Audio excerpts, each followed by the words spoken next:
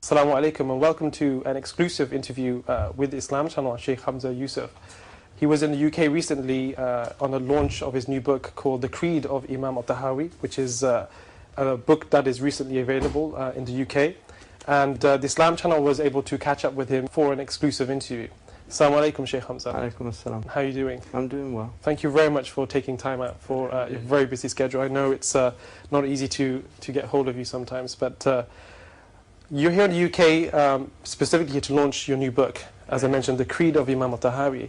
Now, the word creed is an unusual word. It's not a word that is usually used in common language. And in Arabic, I believe it means aqidah. Aqidah. So could you explain what is aqidah and why is it so significant for a book to come out? Creed, it's from a Latin word credo, which is what somebody believes. Credo, I believe.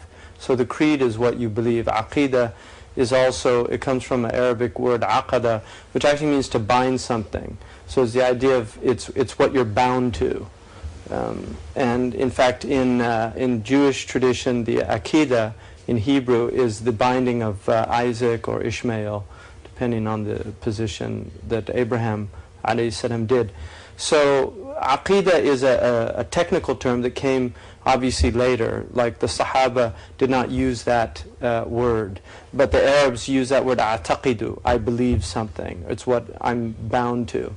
And so aqidah became a technical term for creed, basically, and the Christians also use the term creed in the same manner. And so an aqidah is basically a formulaic set of belief statements. And in the early period of Islam, obviously the Prophet ﷺ, when he was asked in the famous hadith of Jibreel ﷺ, the Prophet ﷺ was asked, what is Iman? And he gave the 6. He didn't really tell us what Iman was as an explanation of the word itself, but rather he told us what the objects of faith were. So instead of identifying faith, because faith was something the Arabs knew what Iman was. So he said, Iman is to believe, and tu'min, billahi wa malaikatihi wa kutubihi wa rusulihi, that you believe in these 6 articles of faith. So historically the Muslims understood Iman to be these objects of faith, but as Islam spread and moved in, particularly into the Levant, Sham, the Byzantine world, they were confronted with Greek and Jewish theologians, and suddenly there were questions arising that hadn't arisen before. One of the earliest fundamental questions actually had to do with the Quran and the nature of the Quran as the speech of God, kalamullah. And was the Quran eternal? Was it a created speech, as the Mu'tazilite and others claimed? And then also about the Logos and the nature of Christ, because Christ is called in the Quran Al-Kalima, Kalimatullah. And so the Christians wanted to know, is that the Logos that's mentioned in the Gospel of John, eternal, coexistent with God? And so as these questions arose, Muslims began to think more deeply about these things, and they realized a necessity for articulating very clearly what they believed. And so you had some early creedal formulas, and Imam Tahawi is one of the earliest. So would you say that, for example, what I understand from what you're saying is pretty much the early Muslims were living by things that were later codified as a response to the Muslim Ummah enlarging itself, because new Muslims were coming in, they're bringing their own doctrinal understandings. So formulaic texts such as the Creed were put together.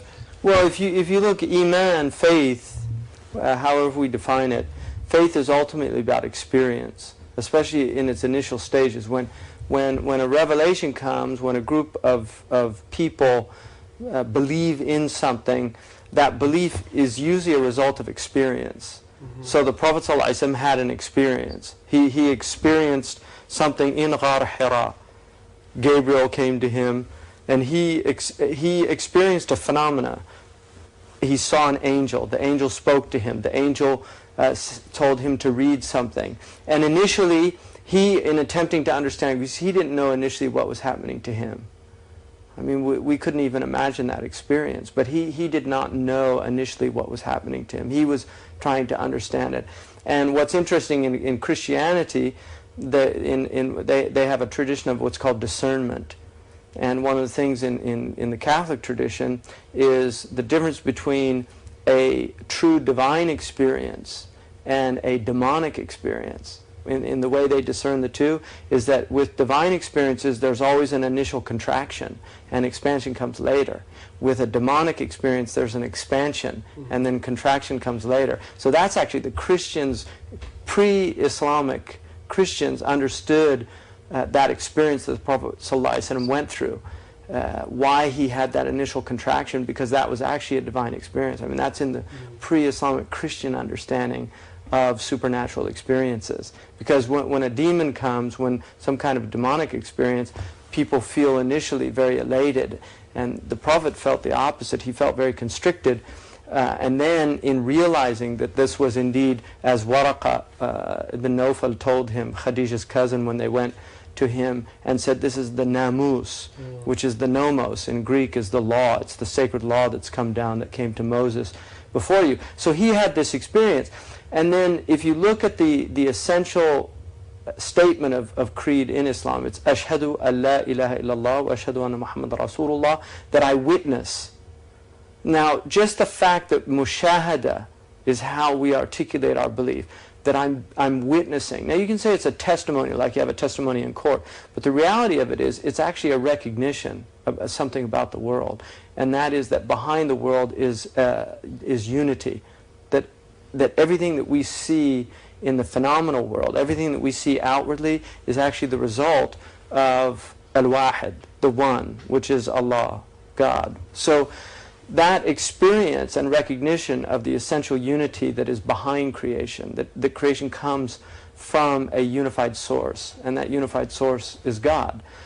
How do we articulate that? How do we express that in language? That's where all the problems begin, because language is problematic. Language, revelation, when we use words, like if I say to you, I believe in God. God in the West automatically conjures up a lot of different images. Many people in the West think of God the way Michelangelo depicted God in the Sistine Chapel. Exactly. An old man with a beard. I mean, these are major problems because the words already have connotations. They connote things. But what does God mean? I mean, what does it really mean? And that's where creed comes in, is to express it. So for instance, the Muslim theologians define God very specifically. God is al-mustaghni an al-kull wa kullun muftaqirun ilayhi. That's the definition of God.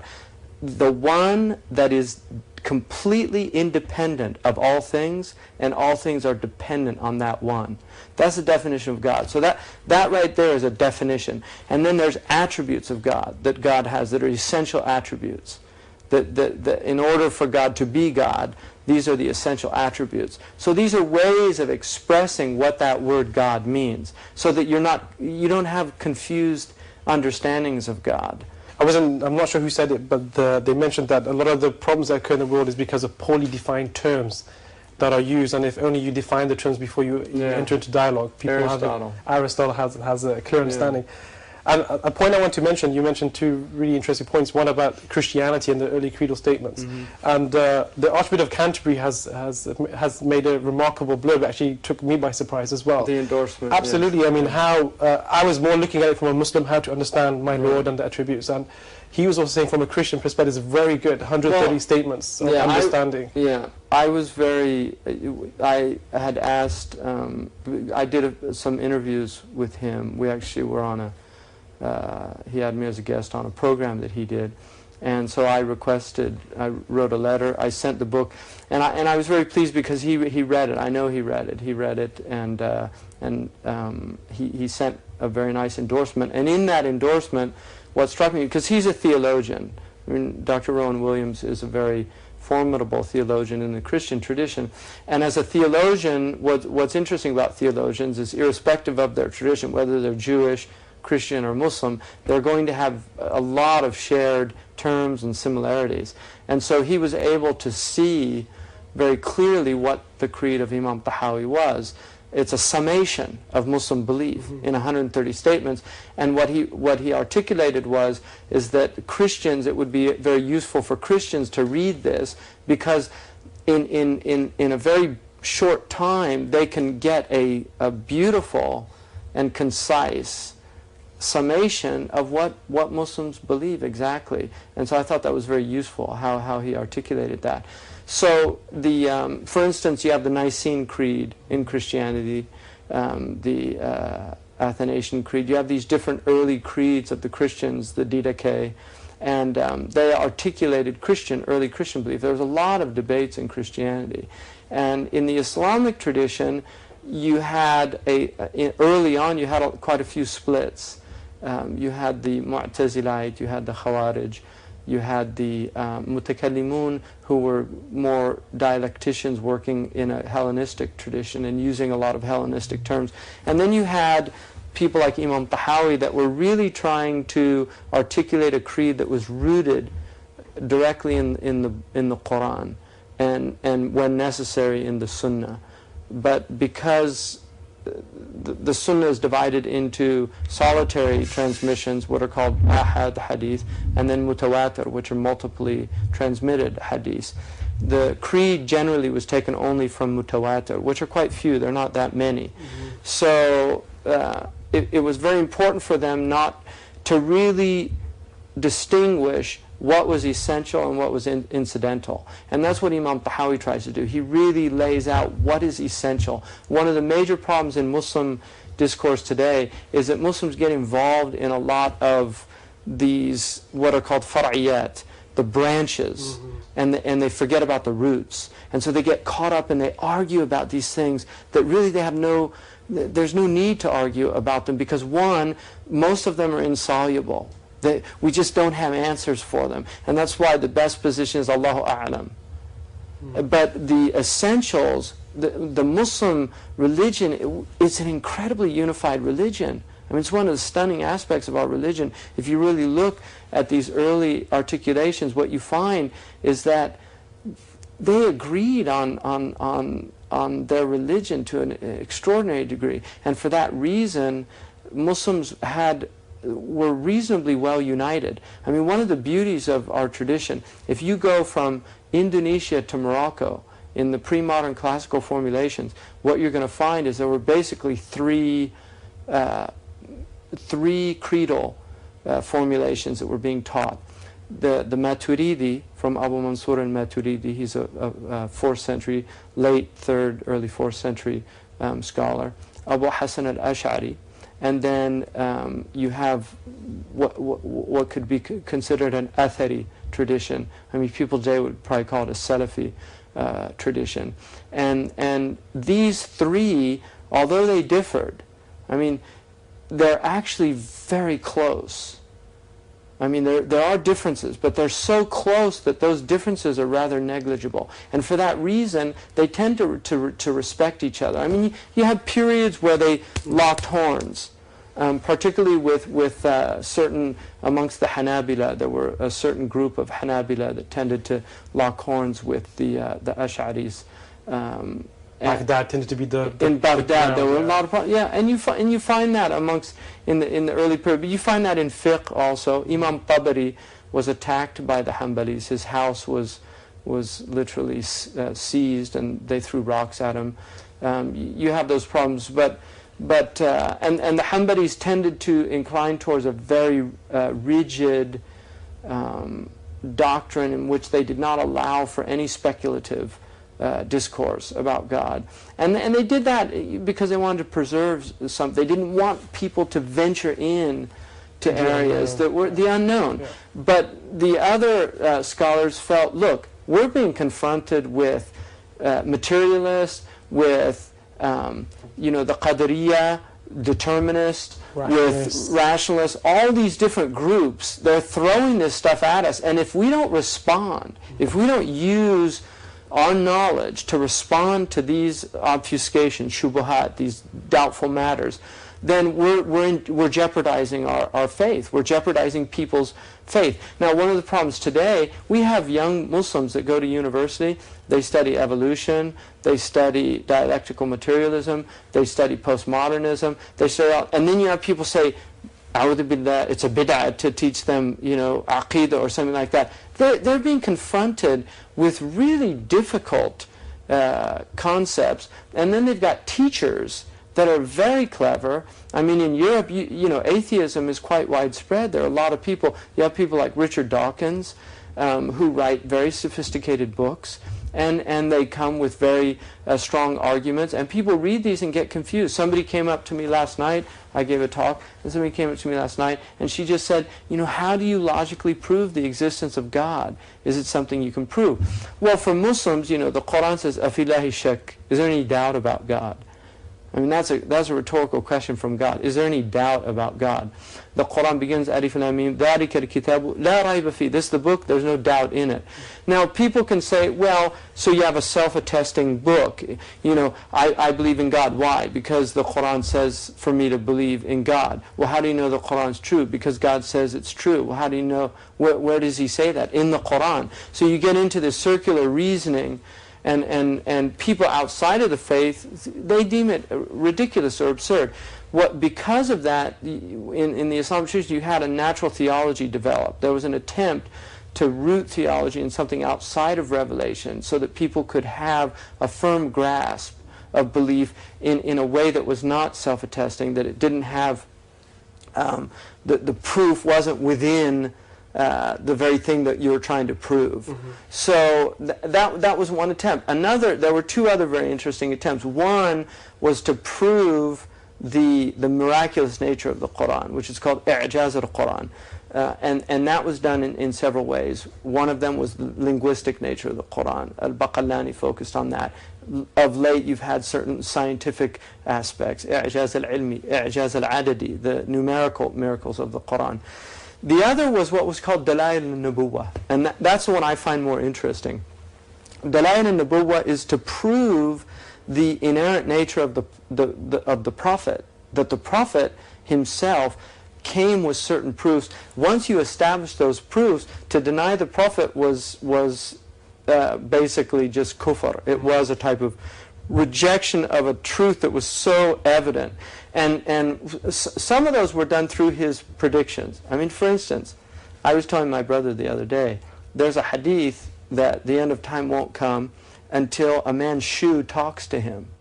Now, when I first read that hadith, it just sounded so far-fetched to me. It really sounded strange as a hadith. I mean, I admit that. When I read it, I was thinking, why would anybody have a shoe that talked? Although, I'm living in an age of miracles and wonders. Interesting times. Yeah, no, it is. It's the boy in the bubble and the baby with the baboon heart, right? It's very odd time. So you have, if you look at this hadith about the talking shoe, so I read that years ago, and well, lo and behold, a couple months ago, I'm reading the New York Times, and there's an article, "These shoes are made for talking," and the article was about.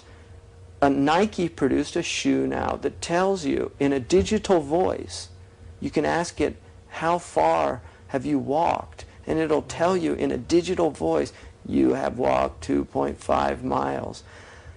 So when I told my brother that, he said, that's prophecy, right? He's a lawyer. I mean, lawyers, they deal in evidence, right? He just said to me, that's prophecy, to see that. The Prophet ﷺ predicted a fire near Medina that he said would be so great that it would illumine the necks of camels in Busra, which is on the border of Syria and Saudi Arabia today. Now, that sounded crazy at the time for somebody to think of that, the Arabs, to think of a fire so great that it would illumine a place in Syria. Well, lo and behold, 1258, there was six major volcanic eruptions just outside of Medina. A fire extended 200 kilometers. I've seen it. I've been there. And 70 kilometers wide. Now, I was there with a Welsh geologist who is not a Muslim, scientist, and we filmed him outside of the haram, and we have him on tape, and this lava flow went towards the city, and right before it got to Medina, it literally begins to go uphill. So against the force of Against the nature. force of gravity, it goes up towards Mount Uhud. And I asked him, why did it turn like that? Because you can see it on the satellite thing. He said, I have no scientific explanation for that. This is a PhD in geology. I have no scientific explanation. He said, I heard people prayed, and I guess their prayers got answered.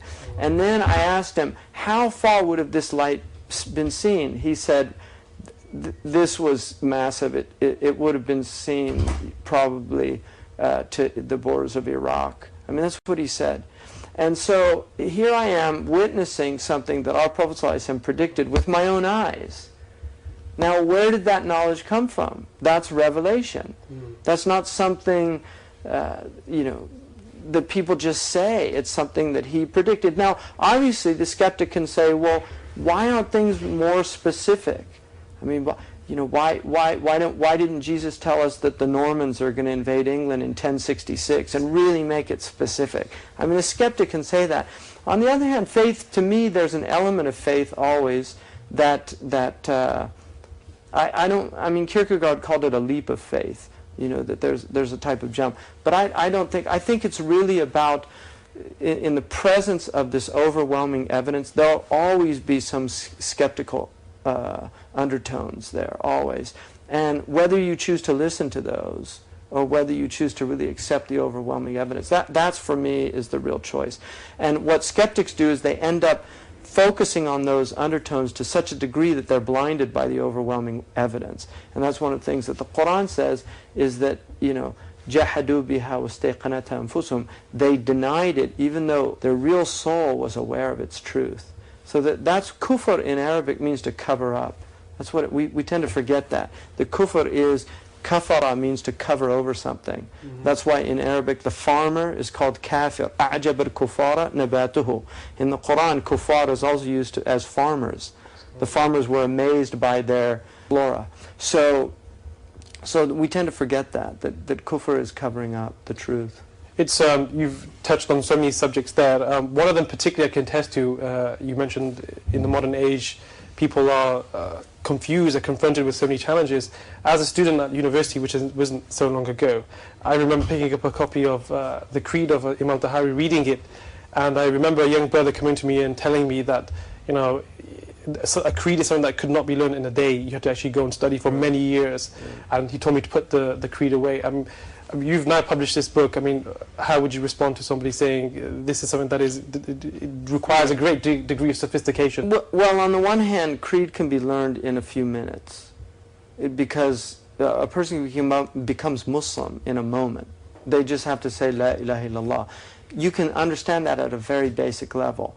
My own teacher, Murabit al-Hajj, said that if somebody understands ikhlas, really understands it, قُلْ هُوَ اللَّهُ أَحَدْ اللَّهُ صَمَدْ لَمْ يَلِدْ وَلَمْ يُولَدْ وَلَمْ يَكُنْ لَهُ كُفُوًا أَحَدٌ, say, قُلْ هُوَ اللَّهُ أَحَدْ, say God is unique, God is samad, independent, He does not give birth, nor was He born, and there's nothing like God, no thing is like God. That once you understand that, he said that if you really understood that surah, you had enough creed. So, on the other hand, learning creed is considered a fard ayn, that the Muslims said, something like Imam At-Tahawi's book, that does take some time. I mean, I think you could do it in a reasonably short time, at a basic level. To get into serious theology, I mean, that becomes a lifelong study. But this is what from reading the book, this is not what the book is about. It's trying to avoid the disputations, it's trying to get to the core. Well, that's what Sheikh 130 bin Bayyah wrote an introduction, and in the introduction, I mean, what he says I think is quite useful, because in the introduction, he says that there's two paths for the Muslims. One of them, he says that that any believer who wishes to deepen his or her knowledge in this religion should follow two courses. The first is to occupy oneself with those matters of faith that concern the heart and its states, as well as purification of the ego, tazkiyah, enabling one to ascend to the degree of spiritual excellence, ihsan. The second involves a course of study of practical jurisprudence, fiqh, in order to acquire the divine injunctions and rectify one's transactions and contracts. That historically, creed was something Muslims did not like to put that immense focus on. Creed was something that you learned, and faith was something that you developed. Because faith, وَرُجِّحَتْ زِيَادَةُ الْإِيمَانِ بِمَا تَزِيدُ طَاعَةُ الْإِنسَانِ. That the preferred opinion is that faith increases with good acts. So the important thing is not to increase your creed, but to increase your faith. Because anybody can learn this. An atheist can learn Islamic creed. They can become a master of Islamic creed. They can teach Islamic creed in the universities. There are Orientalists who know creed better than a lot of Muslim ulama, I guarantee you. So that is not what Islam is about. It's not about these doctrinal, dogmatic formulas that you learn and can by rote like a parrot. That's not to say that it's not important to know those, to protect you from deviant beliefs and to protect your creed and to know exactly what it is I believe. But at the same time, faith is something else. It's something that happens in the heart, which is why I opened this book with a quote by Imam Al-Ghazali saying that faith is not a set of formulas. It's a light that God puts in the heart. And so that is at the essence of what our religion is about, is how we nurture our iman, tanmiyatul iman. And that is done through good deeds. It's done through acts. It's done through ta'ah with Allah. It's done through fasting. It's done through recitation of Quran. If you recite Quran, your faith will increase.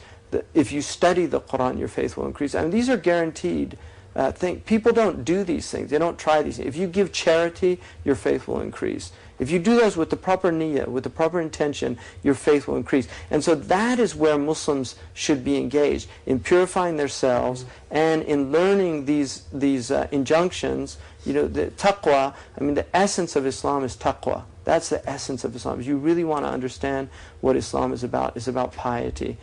It's about a relationship with Allah subhanahu wa ta'ala which is direct and immediate.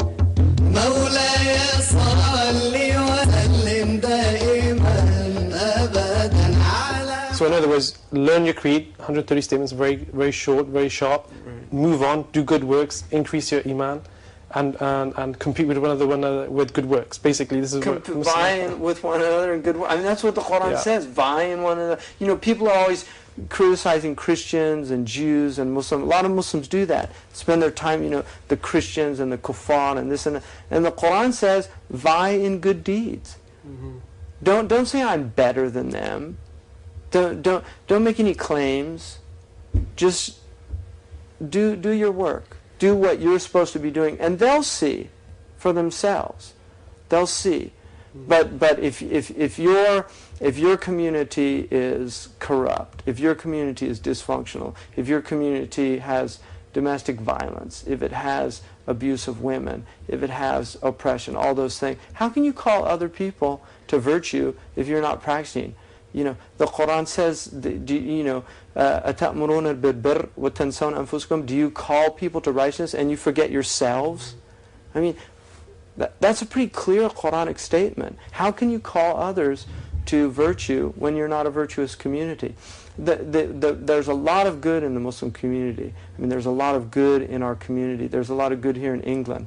I mean, some of the Muslim people here, they're very decent people. They're good people, but they need their decency needs to become something that is emblematic of the community. It should be manifested as well. I mean, you bring it out, take it from your houses, bring it to the streets, your neighbors. People really need to be aware of that. And there's a lot, the English people, there's a lot of good people in this country. But some of these people, they're very frightened. They're worried about the Muslim community. They're being told a lot of distorted things about our community, and it's important for Muslims to offset a lot of that. Unfortunately, there are some ignorant people in this country as well, not just from the Muslims, but from other peoples. And you have some racists in this country. Racism has been a major problem. It's a human problem. It's a perennial problem. It's been a problem in this country for a long time. There are people... institutionally, they have been trying to deal with this problem. I think there's a real recognition. Most people recognize philosophically that racism is wrong. but we have yet to really internalize that truth in ourselves. But institutionally, there are a lot of people here that have really tried to combat racism in the culture, and that's important. But I also think it's very important that Muslims not fall into the trap of seeing that a lot of the attacks right now against Islam are racist attacks. I think there's an element here that's far more about religion, and religious persecution is medieval in the minds of most Western people. Racism is still here, but religious persecution is it's something that really is so antithetical to the Western tradition, and much of the bloodshed that was fought in the West was to free ourselves from religious persecution. And so the fact that Muslims now are being targeted religiously is something I think that should be very troubling for Western people, and I think we should remind them of that. But we also have to be a community that I think that really makes it clear to people that what our religion is truly about. You mentioned several times the word actions, and if I remember correctly, Imam Ghazali, who's known as the Hujjat Islam, he mentioned knowledge without action is vanity, and action without knowledge is insanity. And I do believe it's a hadith, you can correct me if it's incorrect, where the Prophet Muhammad ﷺ said a time will be approaching where the preachers will be many and the fuqaha will be few, and in that time knowledge will be better than action. Would you say we're living in that time, we're passing through a period? Well, there's definitely, that's very important. There's a chapter in Al-Bukhari which is called Bab al-Ilm Qabla al-Qawli wal-Amal, the chapter of knowledge before speaking or action. So knowledge has to precede action. When you act without, we have a lot of activists in our community, and when you have activists that are not informed by sound knowledge, they can end up doing a lot more harm. I mean, communism is a really good example of people that recognized wrongs and injustices in the world, but because they didn't have a sound understanding of the world, they ended up doing far more harm than good. I mean, I don't doubt Che Guevara was very troubled by the problems of South America when he had his motorcycle trip through there as a young man, went to medical school, and became a revolutionary. A lot of his instincts were probably very humane instincts, but he adopted a type of ideology or philosophy that was brutal and inhumane. And that's why communist revolutions caused far more harm than they were alleviating. So the same is true for Muslims that adopt these types of ideologies, and they want to bring about social justice. And there's a lot of Muslims, that's where they're rooted in, social justice. Because from one perspective, the world is intolerable. I mean, if you look out there at the world today and look at how people are being treated, and how, I mean, just if you look at Iraq alone, I mean, the situation in Iraq it's unbelievable. And the death and destruction that's happened in the Muslim world at the hands of all of this horrible slaughter that's been going on for a long time. Chechnya is a good example of that. So Muslims, there are a lot of Muslims that are so troubled by these things they want to go out and change them. But if you don't change them within the constraints that God has placed on people, then you cause more harm than good. And I think that's where the Muslims really were suffering right now. I find it incredible that in one of the hadiths where the Messenger of God ﷺ mentions that synonymous, or what occurs from a resulting of a taking away of knowledge, is widespread killing, harj. Right, harj. And pretty much we're in that knowledge is taken from people and killing and slaughter. And the companions, they asked the Prophet, what is Hajj, Ya Rasulullah, what is this? Yeah. So why did they ask that particular question? Because it was known to them in the Arabic language, Hajj. Well, they wanted clarification. Yet the Hajj is a word. The Prophet ﷺ used words, like he used a word wahan, and they asked what wahan is. Wahan is a type of weakness, but it's a very specific type of weakness.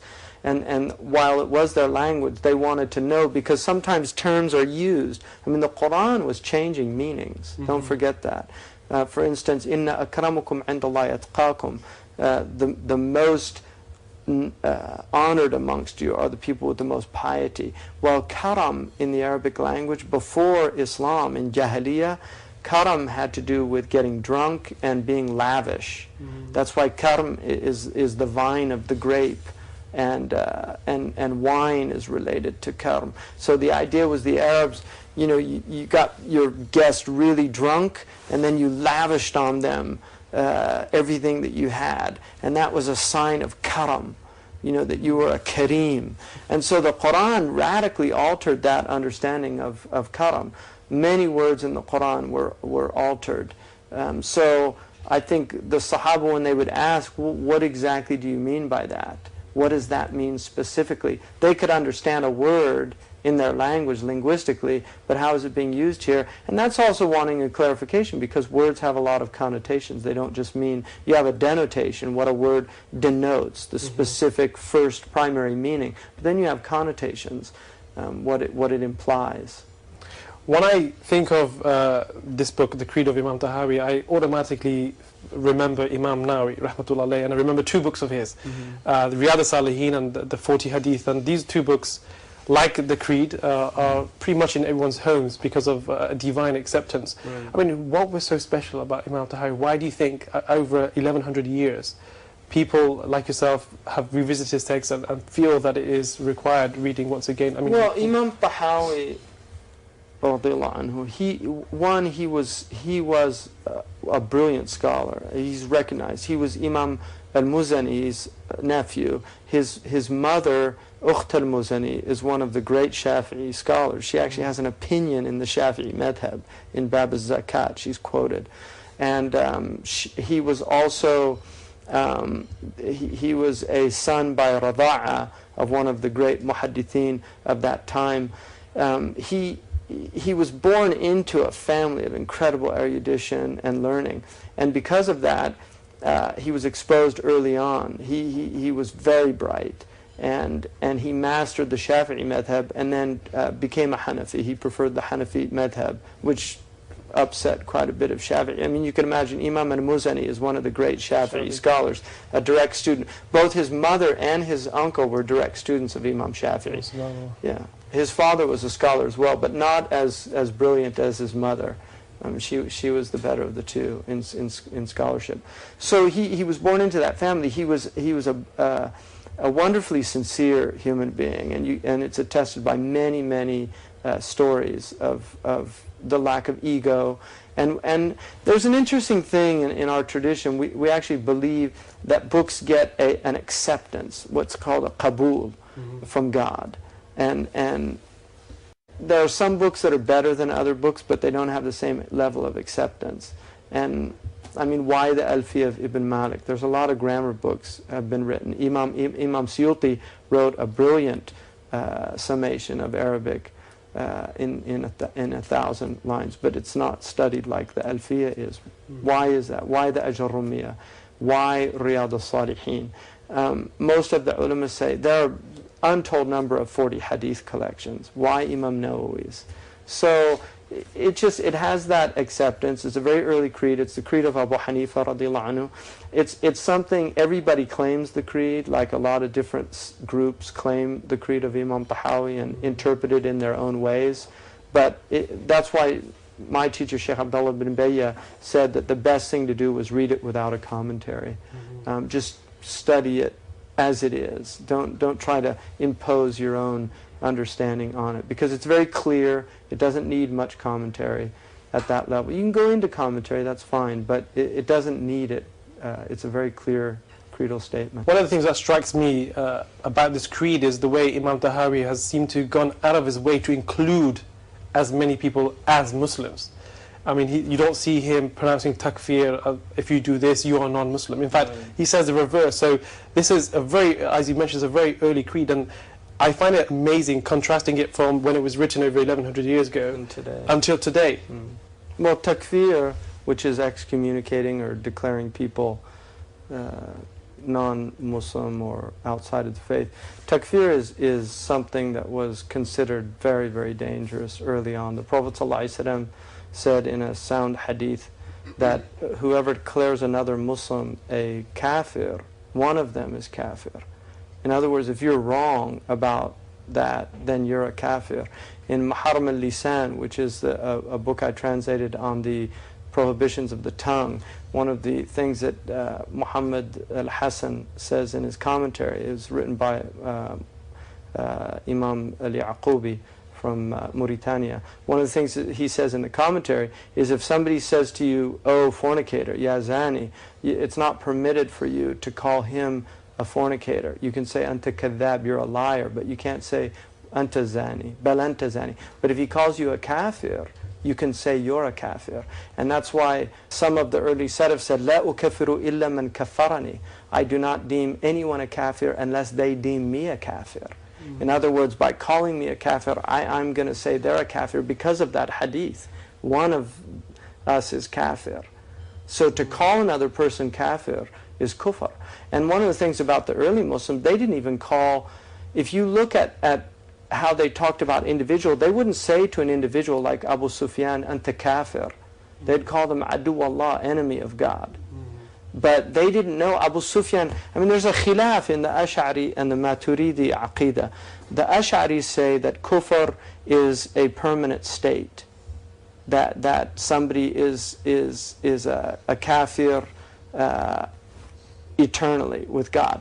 The Maturidi say that kufr is a temporary state, and what you die on is what determines your ultimate state. So it's a khilaf. So for instance, for the Ash'aris, Abu Sufyan was a believer even when he was fighting the Prophet. He just didn't know it yet.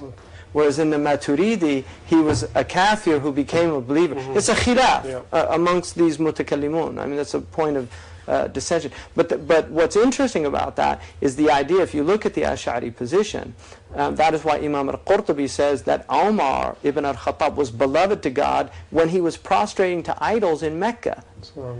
He was beloved to God because God knew who Umar was. So if you see Umar, you call them something and looking down on them with contempt.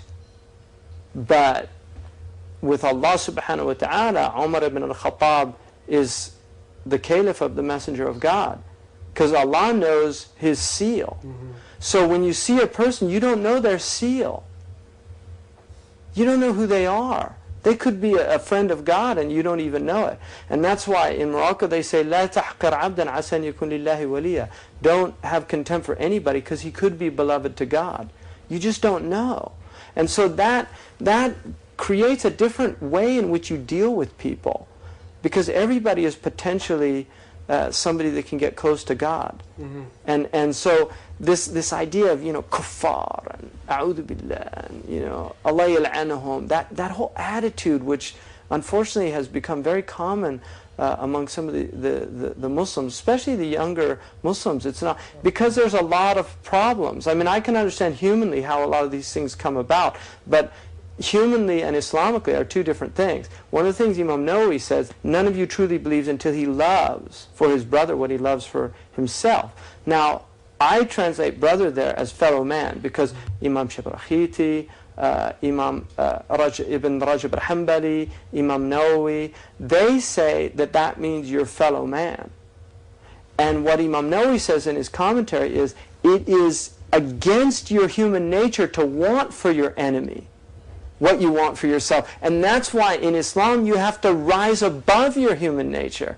I mean, that's something Muslims don't want to deal with anymore. But the truth is, that is what Islam is calling you to do, is actually to rise above your desire for vengeance, to rise above your enmity and animosity towards somebody and want good for them in spite of what they're doing to you. And that's why the Prophet ﷺ, when he sent a messenger, it's in Sahih Bukhari, when he sent a messenger to Daws, and Daws were the tribe, a Yemeni tribe. He sent a messenger to call them to Islam, and they chastised him and rejected. And so they came to the Prophet ﷺ and they said, "Inna Dawsan Aba," they've refused Islam. "Ad'u alayhim ya Rasulullah." So imprecate against them, make a prayer against them. And so they said, the Prophet turned towards the Qibla. وَظَنَّ النَّاسِ أَنَّهُ سَيَدْعُ عَلَيْهِمْ. And all the people thought he was going to make a prayer against them. And he said, "Allahumma ahdi Dawsan wa ati bihim." Oh God, guide Daws and bring them to us. So he didn't, people talk 5 minutes to somebody and then and they say, oh, well, he rejected Islam. The Prophet was calling Abu Sufyan for almost 20 years to Islam. And in the end, he accepted it. He fought him on the battlefield. These people aren't fighting us. Most of these people here in these cultures are not fighting us, but we don't even want to talk to them. So that idea of rising above your human nature, and getting rid of that anger. Anger is a very dangerous emotion because it clouds your intellect. It clouds your ability to see reality. So it's very important for Muslims to be aware of that. And the Prophet Muhammad ﷺ warned us not to get angry in many instances. And لا تغضب. Qadi is not allowed to give any sort of ruling. You can't rule if you're angry. Yeah. I remember an incident at university where a Muslim colleague of mine came to me and mentioned two people and said, these people are kuffar. And he said, do you agree with me? And I said, I don't know who these people are. And he said, no, your iman is weak if you don't say they're kafirs. In fact, you are actually condoning, well, there's a legal status. People, if somebody is not a Muslim, they have a legal status in which they don't inherit, et cetera, et cetera. But what people's reality is, that's why you can't say anybody's going to hell. That's one of the things Imam At-Tahawi makes very clear. You can't say who's in hell or who's not. Well, we believe in alchemy as well, don't we? The ability to transform lead souls into gold. So yeah, I mean as a metaphor. As a metaphor, absolutely. The alchemy is used as a metaphor. Yeah. Absolutely. One of the things Imam Tahawi mentions in his book, he says that we do not dissent from the majority of Muslims. Right. Now, what's so special about the majority of Muslims, and how do we recognize something that is in the majority?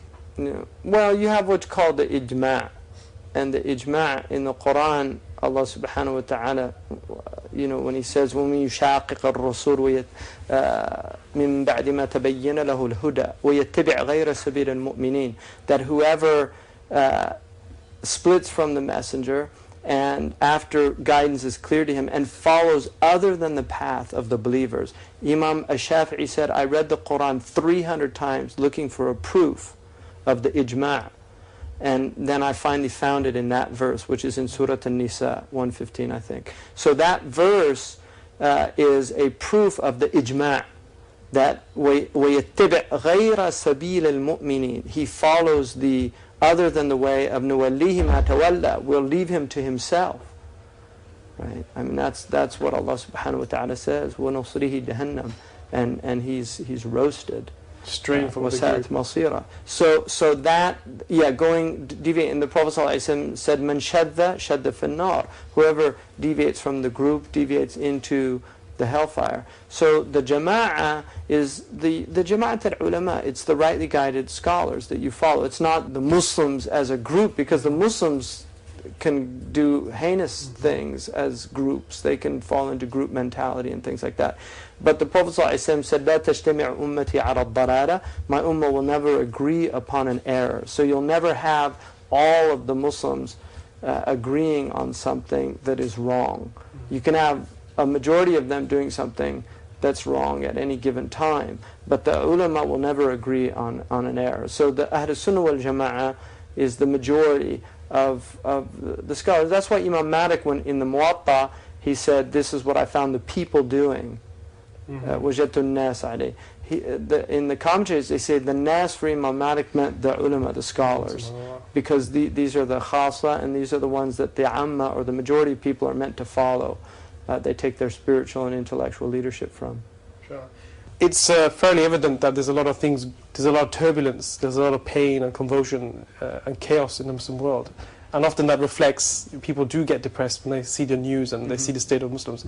I mean, what sort of advice, is any ray of hope for us? Well, Hassan al-Basri said, if you want, you can see, in arata an tara basiran bila sabr ra'aytahu. If you want to see somebody who can see things clearly but doesn't have patience, you can see him.